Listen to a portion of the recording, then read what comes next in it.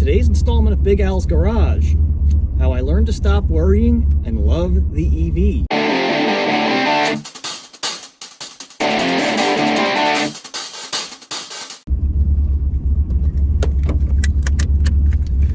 How y'all doing? Welcome to another installment of Big Al's Garage.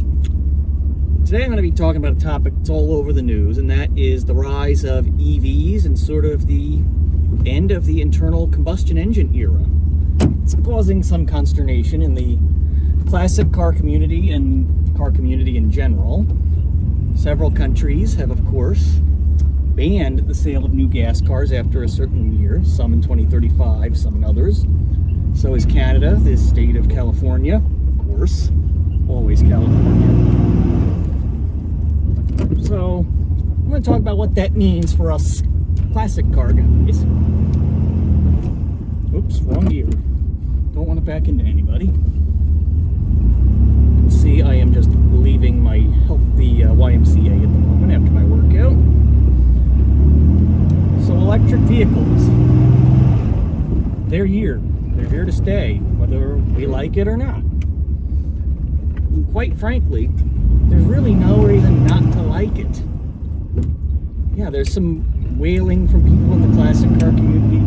Oh, they're going to take away our gas cars. They're going to ban this and that. Guys, no one's coming for your 57 Chevy.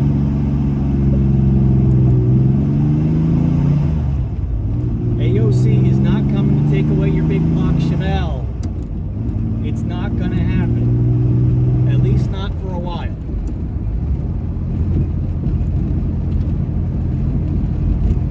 Actually, a little toasty in here. The windows are open. The camera's going to be bouncing around. They're going to be in earthquake vision.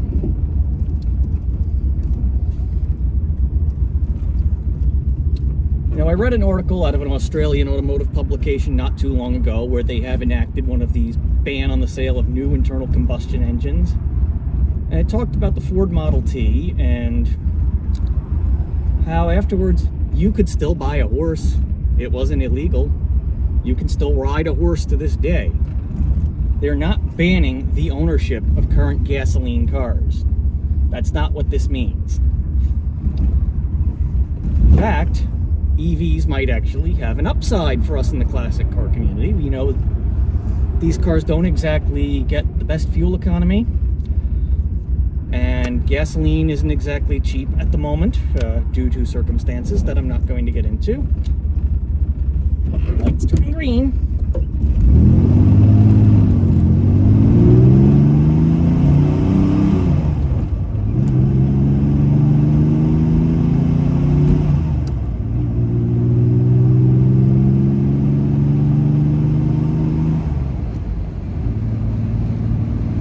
Gas prices keep going up, that's going to further hasten the switch over to EVs.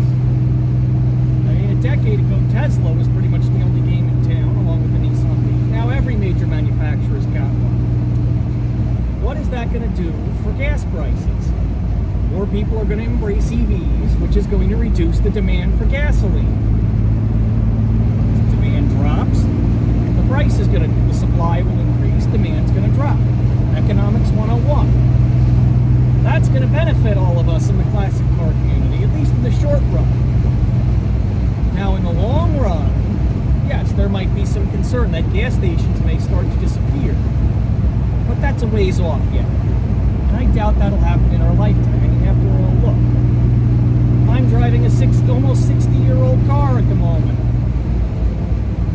I mean, most Toyotas will last 15, 20 years if you take good care of them. So I don't think we're going to see gasoline disappear in our lifetime unless it's legislated away. And frankly, I don't see that happening, no matter what folks in California or a certain New York congresswoman may want to do about that. So, bottom line, your classic cars are safe. They're not going anywhere. The arrival of the EV may benefit us in the form of reduced gasoline demand and reduced prices. Those are all good things. And we got to be honest. cars are not the best thing in the world for the environment. You know, I love cars, but I also do care about the planet. I don't want my kids to grow up in a, you know, wasteland or whatever, the post-apocalyptic wasteland. You know, when I'm not driving this thing, I actually do try to choose economical, eco-friendly cars. And I know what you're saying. How do I justify driving this thing? Well, how many of us drive our classic cars every day? I know there are some people who do daily drive classics, but they're the minority. Most of us take them out on a day like today, when it's sunny and warm and nice, and we can properly enjoy them. I'm out on a really fun stretch of road. You know, I wouldn't want to have to commute and stop and go traffic in this thing. That's when you want an EV or a hybrid. Save the gasoline for the fun car.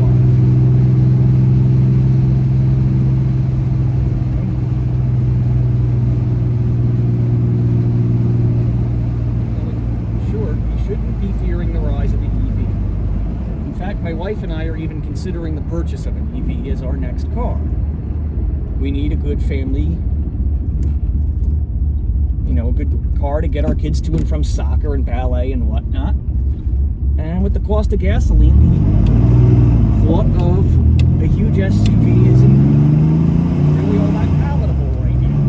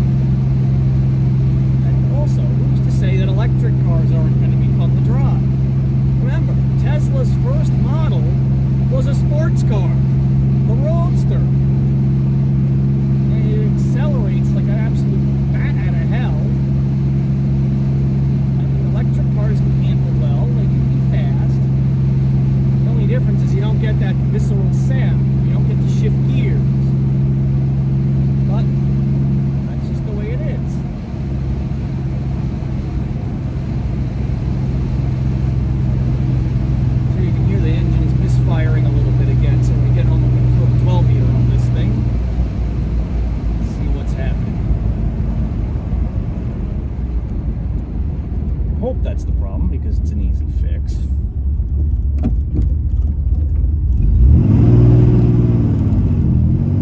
Yeah, it's starting to feel better. I think maybe it was just the cold that was making a misfire earlier.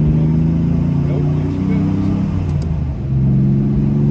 Yep, whenever I get on her, it misfires. That's not really good.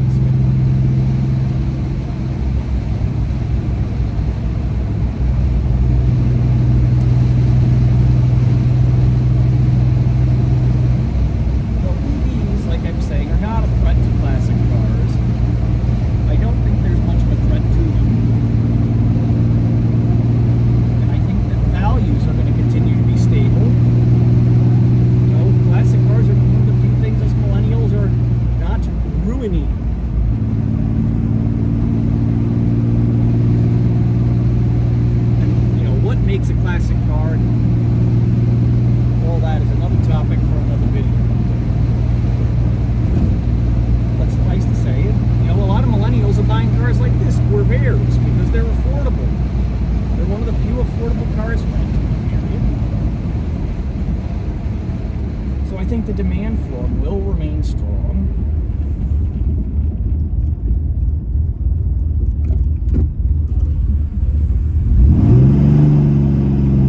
Glad I didn't have to drive through that.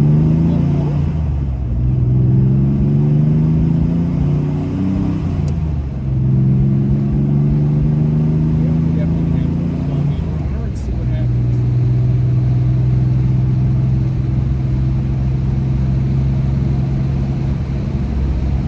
Another reason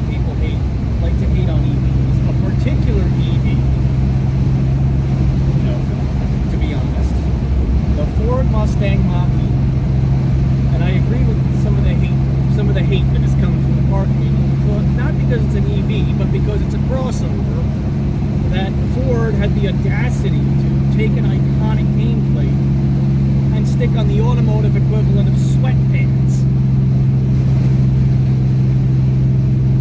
I mean,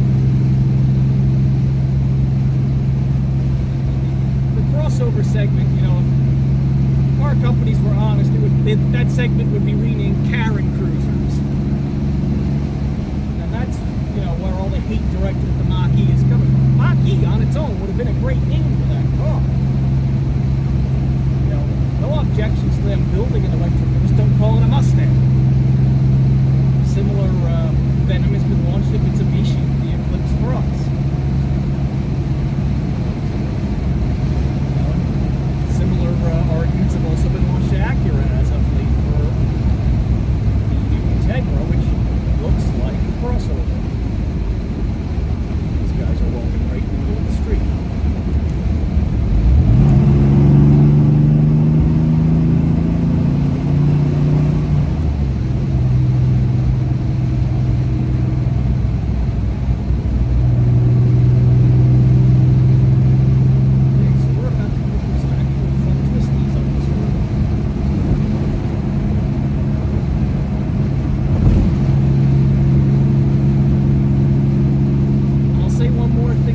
Vehicles.